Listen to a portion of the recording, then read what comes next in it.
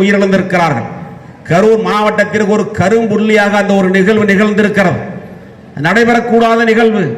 குழந்தைகளும் பெண்களும் அந்த கூட்ட நெரிசலிலே சிக்கி உயிரிழந்திருக்கிறார்கள். அதற்கு காரணமானவர்கள் தண்டிக்கப்பட வேண்டும் என்று சொன்னால், இவர் ஏதோ சொல்றார், சமன் வந்ததை பத்தி டிவியில் வந்ததுன்னு காமிச்சேன்.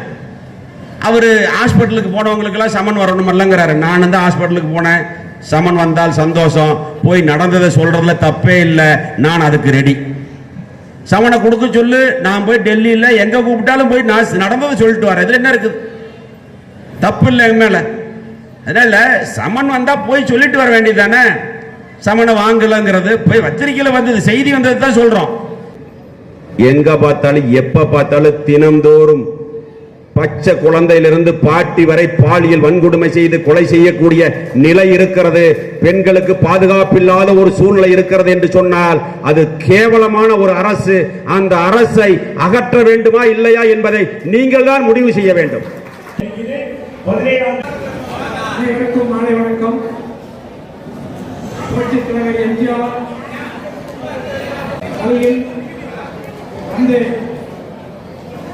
நமது கழக பொதுச் செயலாளர், எதிர்க்கட்சி தலைவர்,